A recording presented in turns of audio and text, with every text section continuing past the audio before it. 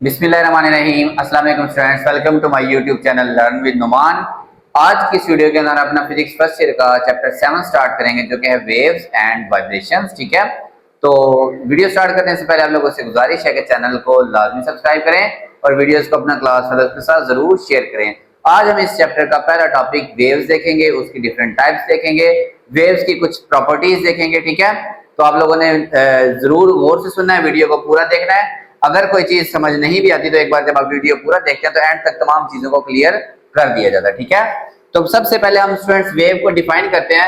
ये जो टॉपिक है इसके अंदर स्टूडेंट्स मुख्तलिफ शॉर्ट क्वेश्चन ही आ सकते हैं, लॉन्ग का ये पार्ट ऐसा नहीं हो सकता। ठीक है, वेव क्या होती है स्टूडेंट्स? वेव बेसिकली एक जैसे एक रस्सी है सीधी, तो हम अगर उसको एक साइड से ऐसे प्लग करते हैं तो उसमें से ऐसे करके एक लेयर्स बनती हैं, लहरें बनती हैं, उनको कहते हैं वेव्स।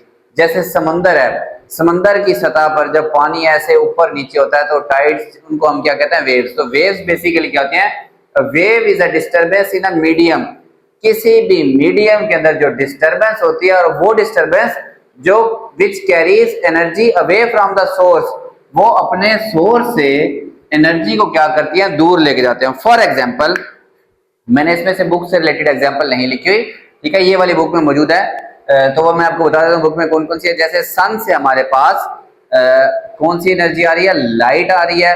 तो लाइट बेसिकली वेव्स की फॉर्म है। कौन सी फॉर्म है? इलेक्ट्रोमैग्नेटिक वेव है। रास्ते में खिला है, कोई मीडियम नहीं है, तो इलेक्ट्रोमैग्नेटिक वेव्स, खैर वो एक डिटेल टॉपिक अलग से है, वो हम देखेंगे। 12 सूरज से हम तक एनर्जी आ रही है, तो लाइट क्या है? सूरज से एनर्जी कैरी करके हम तक लेके आ रही है। सूरज सोर्स है और लाइट की वेव सूरज से जो एनर्जी है वो हम तक लेकर आ रही है। ठीक है, अच्छा, उसके बाद लेट्स सपोज समंदर है। समंदर की सतह पे जो लहरें बनती हैं वो भी हवा की वजह से बनती हैं या मून के पुल की वजह से बनती हैं, जिस वजह से ये बने। बहरहाल वो अपने सोर्स से क्या करते हैं? एनर्जी को दूर लेके जा रही हैं। अदर या फिर कॉमन सी प्रैक्टिस जो हम सब ने की हो, खामोश खड़ा हुआ पानी हमसे बर्दाश्त नहीं होता। बचपन में हम उसे पत्थर फेंक के जरूर चेक करते हैं कि क्या होता है। होता कुछ भी नहीं, बस ग्रुप की आवाज आती है। ठीक है, हम पत्थर फेंकते हैं पानी में, तो ये बन गया सोर्स। वहां पे बनती है वेव्स, आपको पता है, ऐसे हर तरफ जाती है, इस तरफ भी इस तरफ भी, मतलब सर्कल की फॉर्म में वेव्स। और ये वेव्स क्या करती हैं? एनर्जी को अपने सोर्स से दूर लेके जाती हैं। ठीक है, अब ये जो पानी में लेयर्स बनती हैं इनको कहते हैं रिपल्स। क्या बनती हैं? इनको कहते हैं रिपल्स। ओके, और पानी क्या है हमारे पास? वाटर मीडियम होगा। ओके, अब हम वेव को देखते हैं। वेव के पार्टिकल क्या करते हैं? डिस्प्लेस करते हैं। मतलब अगर जैसे ये आम सतह पानी पहले ऐसे खड़ा था, ठीक है, ये पानी, ये पार्टिकल्स पानी के मुख्तलिफ पार्टिकल्स थे और ये उनकी मेन पोजीशन थी। ठीक है, रेस्ट की कंडीशन में।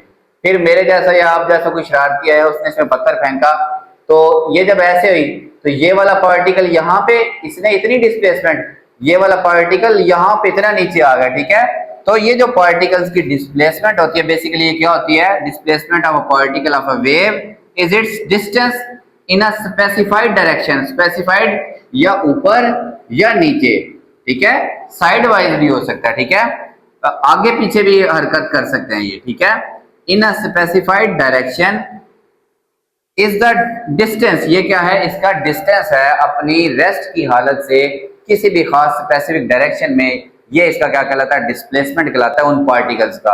अगर हम डिस्प्लेसमेंट को प्लॉट करें अलोंग वाई एक्सिस, कि यहां मैं ले लेता हूं डिस्प्लेसमेंट, वाई एक्सिस पे मैंने ले ली डिस्प्लेसमेंट, और एक्स एक्सिस पे हम टाइम ले रहे हैं। और टाइम पे हम किस तरफ ले रहे हैं?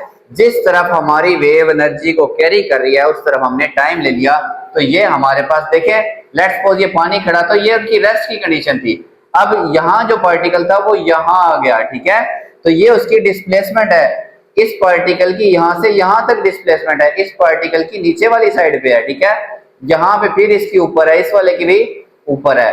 ठीक है, तो ये हमारे पास एक वेव की फॉर्म बनती है, सिंपल सी। ठीक है, अब इसकी हम स्टूडेंट्स कुछ कैरेक्टरिस्टिक्स देखते हैं क्या होती है। पहले सबसे पहले है एम्पलीट्यूड। ठीक है, इस तरफ ये टाइम है। एम्पलीट्यूड वेव्स का एक तरफ जो मैक्सिमम डिस्प्लेसमेंट होती है वेव के पार्टिकल्स की, जो एक तरफ मैक्सिमम डिस्प्लेसमेंट, चाहे ऊपर हो चाहे नीचे हो, ठीक है, द मैक्सिमम डिस्प्लेसमेंट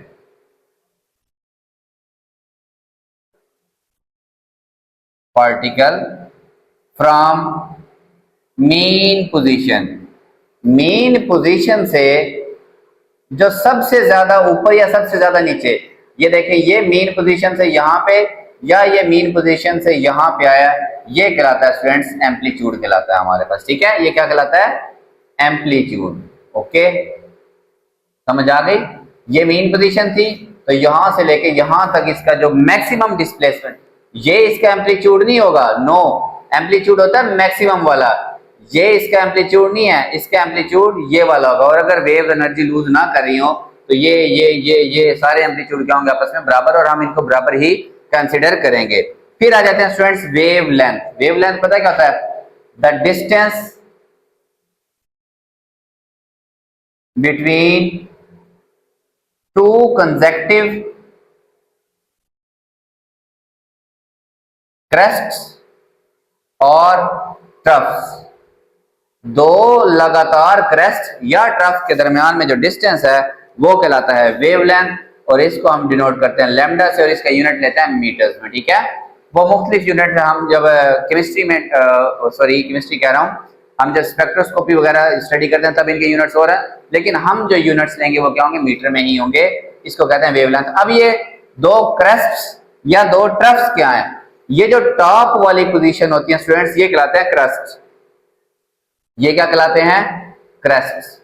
ओके, इनके दरमियान ये जो डिस्टेंस है, देखिए ये दोनों क्रेस्ट के दरमियान ये जो नीचे वाले होते हैं ये कहलाते हैं ट्रफ्स। ये क्या कहलाते हैं? Troughs.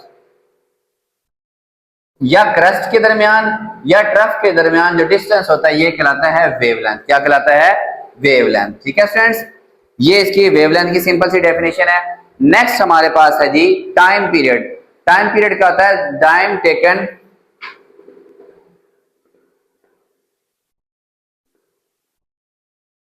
To complete one vibration. एक वाइब्रेशन मतलब एक बार इसका ऊपर जाना, नीचे आना, दोबारा पहली पोजीशन में वापस आ जाना। ठीक है, ये इसका एक कंप्लीट वाइब्रेशन या वन साइकिल भी कह सकते हैं, एक पूरा चक्कर। ठीक है, इस पूरे चक्कर को कंप्लीट करने के लिए जो टाइम लगेगा वो कहलाता है टाइम पीरियड, और इसको हम डिनोट करते हैं टी से, और इसका यूनिट क्या होता है? सेकंड्स में ही होता है। ठीक है, एक वेव के एक जो चक्कर है, यहां तक इसका एक चक्कर है, इसको एक साइकिल भी कहते हैं, या फिर एक वाइब्रेशन अपनी मीन पोजीशन से ऊपर गया, नीचे आया, फिर मीन पोजीशन पे आया, अब आगे रिपीट हो रहा है ऊपर नीचे। तो ये एक यहां से लेके यहां तक वेव को जितना टाइम लगेगा वो कहलाता है इसका टाइम पीरियड। ठीक है स्टूडेंट्स, उसके बाद है फ्रीक्वेंसी। टाइम पीरियड और फ्रीक्वेंसी एक दूसरे का उल्ट होते हैं। ठीक है, तो नंबर ऑफ वाइब्रेशंस क्या लें, ऑसिलेशंस क्या लें, या फिर साइकिल्स क्या लें? पर सेकंड, एक सेकंड में ये एक इसका साइकिल है ना, तो एक सेकंड में इस तरह के कितने साइकिल एक जगह से गुजर सकते हैं? ठीक है, पर सेकंड इज कॉल्ड फ्रीक्वेंसी। ये क्या कहलाते हैं? फ्रीक्वेंसी कहलाते हैं। ठीक है, और फ्रीक्वेंसी और टाइम पीरियड एक दूसरे का क्या होता है? Reciprocal. Frequency is equal to 1 over time period. आप ये भी लिख सकते हैं नंबर ऑफ वाइब्रेशन और oscillation cycles passing per second, जो किसी भी जगह से एक सेकंड में गुजर रही हो वेव्स की साइकिल्स, वो कहलाते हैं उसकी फ्रीक्वेंसी। ठीक है, याद करें रेडियो वेव में आपने सुना होगा कि इसकी फ्रीक्वेंसी 90 हर्ट्ज है। इसका मतलब है वो वाली 90 वेव्स एक सेकंड में किसी भी जगह से गुजर रही हैं। ठीक है, रेडियो में आपने सुना होगा। फिर आ गया लास्ट इसकी प्रॉपर्टी स्पीड। ठीक है, स्पीड क्या होती है स्टूडेंट्स? स्पीड होती है कि जैसे हमने पढ़ा वेलोसिटी होती है ना, s is equal to vt, तो यहां से वेलोसिटी क्या आ गई? s और t उधर जाके डिवाइड, s वहीं का वहीं, t उसके नीचे आके क्या होगा? डिवाइड। अब वेव्स के केस में ये जो डिस्टेंस होता है बेसिकली ये इसकी होती है वेवलेंथ। डिस्प्लेसमेंट या डिस्टेंस क्या होता है? वेवलेंथ। ठीक है, तो डिस्टेंस की जगह हम लिखते हैं वेवलेंथ, टाइम की जगह हम लिखेंगे टाइम पीरियड। ठीक है, और टाइम पीरियड और फ्रीक्वेंसी एक दूसरे का उल्ट होते हैं, तो ये 1/t है। अगर मैं इसको सीधा करके लिखूं तो t की जगह मैं क्या लिख सकता हूं, f। तो ये वेव की होती है speed, v is equal to product of frequency and wavelength is called speed of wave. ये क्या कहलाती है, उस वेव की स्पीड कहलाती है। ठीक है स्टूडेंट्स, लास्ट है जो आपकी बुक में एडिशन मौजूद है वो है जी फेज। ठीक है, फेज क्या होता है? फेज होता है students relative position of a particle. किस ये पॉइंट है, इसकी जो रिलेटिव पोजीशन है वो कहलाएगा, इसका फेज कहलाएगा। ठीक है, अगर इस टाइम पे सेम टाइम पे एक वेव यहां मौजूद है, अगर दूसरी वेव का कोई पार्टिकल यहां मौजूद है, तो उसका फेज क्या होगा, दूसरी वेव से डिफरेंट जगह पे होगा। ठीक है, किसी भी पार्टिकल की जो रिलेटिव पोजीशन है ना, फिलहाल सिर्फ आप इतना याद रखें, वो कहलाता है उसका फेज। क्या कहलाता है? फेज, यानी कि relative position of a wave particle, वो उसका क्या कहलाता है? फेज, कि वो किस हालत में किस जगह पे मौजूद है। ठीक है स्टूडेंट्स, अब देखते हैं स्टूडेंट्स वेव्स की टाइप्स। टाइप्स ऑफ देखते हैं वेव स्टूडेंट्स हमारे पास। ठीक है, तो मीडियम्स की बेस पे हम इनको दो टाइप्स में डिवाइड करते हैं, मैकेनिकल और इलेक्ट्रोमैग्नेटिक वेव्स। ऐसी वेव्स जिनको नीड मीडियम, जिनको मीडियम की जरूरत होती है फॉर देयर प्रोपेगेशन, मतलब अपने आप को आगे बढ़ाने के लिए। ठीक है, वो कहलाती है हमारे पास मैकेनिकल वेव्स। ठीक है, जिनको अपने आप को आगे बढ़ाने के लिए मीडियम की जरूरत है वो कहलाती है मैकेनिकल वेव्स। फॉर एग्जांपल हमारे पास होती हैं radio waves, sorry radio waves नहीं, sound waves. Radio waves electromagnetic में आती है। ठीक है, साउंड वेव्स हो सकती हैं, सेस्मिक वेव्स हो सकती हैं, वाटर वाली वेव्स हो सकती हैं। ठीक है, जो पानी में हम पैदा करते हैं। इन सबको मीडियम की जरूरत होती है, मीडियम के बगैर ये ट्रेवल नहीं कर सकती। ये तो आपका एक छोटा सा वो था, प्रैक्टिकल भी था कि एक बेल बजाएं फिर उसमें हम वैक्यूम क्रिएट करें तो बेल की आवाज हमें सुनाई नहीं देगी, क्योंकि वो साउंड वेव्स उसमें उस मीडियम के बगैर ट्रेवल नहीं कर सकती। दूसरी है इलेक्ट्रोमैग्नेटिक वेव्स, ऐसी वेव्स जिनको ट्रेवल करने के लिए मीडियम की जरूरत ना हो। ठीक है, which do not require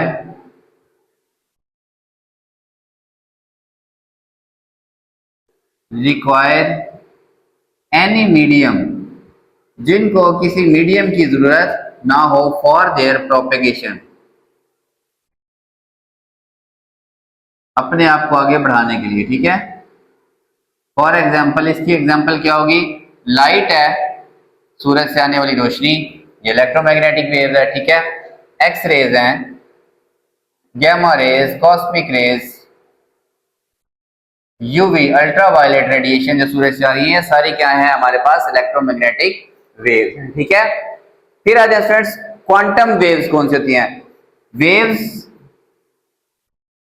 due to सब एटॉमिक पार्टिकल्स, यानी कि क्वांटम पार्टिकल्स। ठीक है, कौन कौन से? फोटॉन की वजह से, जैसे लाइट हो सकती है, इलेक्ट्रॉन्स की वजह से जैसे कि एक्सरेज हो सकती है, ये इसकी क्या होंगी? एग्जांपल। मतलब छोटे छोटे, बिल्कुल छोटे छोटे। एक तो होती है ना हमारी जो क्लासिकल फिजिक्स है, एक इसी तरह क्वांटम मैकेनिक्स के अंदर हम जैसे छोटे छोटे पार्टिकल्स, सब एटॉमिक पार्टिकल्स को डील करते हैं, तो इन्हीं की वजह से जो वेव्स होंगी वो कहलाती है हमारे पास क्वांटम वेव्स कहलाती है। ठीक है, फिर आ गई surface waves, the waves which travel, जो ट्रेवल करती हैं और propagate on the interface of two mediums, दो अलग अलग मीडियम के दरमियान में ये उनके सरफेस के ऊपर ये क्या करती हैं? ट्रेवल करती हैं। जैसे पानी में जो वेव्स पैदा होती हैं, ऊपर एयर है, नीचे वाटर है। ठीक है, तो ये इसके सरफेस पे एक तरफ इनके एयर है और एक तरफ इनके क्या है? वाटर है, तो ये कहलाती हैं हमारे पास सरफेस वेव्स। इसकी दूसरी एग्जांपल होती है सेस्मिक वेव्स, सरफेस, यानी कि अगर जमीन के सरफेस पे कोई वाइब्रेशन पैदा हो तो वो भी ऐसे ट्रेवल करेंगे। ठीक है, जिसको हम अर्थक्वेक भी कहते हैं। नेक्स्ट स्टूडेंट हमारे पास है जी ट्रांसवर्स वेव दो टाइप्स हैं इसकी, ट्रांसवर्स ट्रांस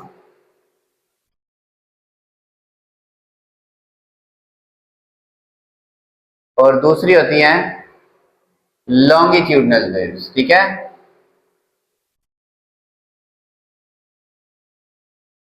ट्रांसवर्स वेव्स के अंदर जो मीडियम के पार्टिकल हैं, particles of medium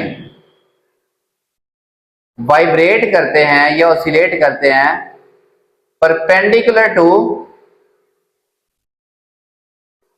direction of propagation of wave, जिस तरफ वेव जा रही हो उसके परपेंडिकुलर। ठीक है, जैसे रस्सी में पैदा होता है, अब ये जो रस्सी के पार्टिकल है ये ऊपर जा रहे हैं और नीचे जा रहे हैं, ये इस तरह वाइब्रेट कर रहे हैं। ठीक है, जब ये जो वेव है वो इस तरफ जा रही है तो ये आपस में कितना एंगल बना रहे हैं, 90 डिग्री का एंगल बना रहे हैं, तो ये कहलाती हैं ट्रांसवर्स वेव्स। इसके अंदर हमारे पास सी वेव्स भी एग्जांपल हो सकती है। ठीक है, वाटर वेव्स भी इसके एग्जांपल हो सकती हैं, सेस्मिक भी इसकी क्या हो सकती है, example.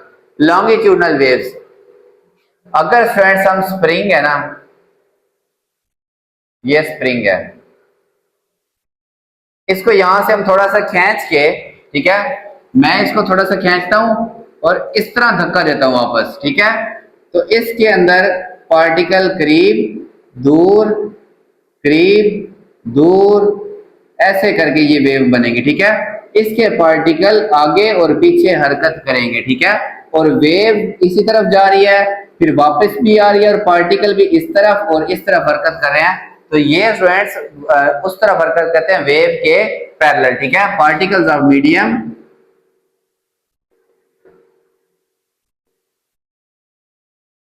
Vibrate parallel to direction of wave, wave की डायरेक्शन के पैरेलल पार्टिकल आगे पीछे हरकत करते हैं। ठीक है, जहां पे ये करीब आ जाते हैं ये कंप्रेशंस कहलाते हैं, जहां पे ये दूर होते हैं ये क्या कहलाते हैं, रेयरफैक्शंस कहलाती हैं। ठीक है, तो स्टूडेंट्स ये वेव्स की कुछ टाइप हैं। होप सो आप लोगों को ये टॉपिक बेसिकली शॉर्ट के लिहाज से इंपॉर्टेंट है, अच्छे से समझ आया होगा। तो चैनल आपने जरूर सब्सक्राइब करना है, वीडियोस को अपनी क्लास वालों के साथ जरूर शेयर किया करें और लाइक किया करें। अल्लाह हाफिज़ स्टूडेंट्स।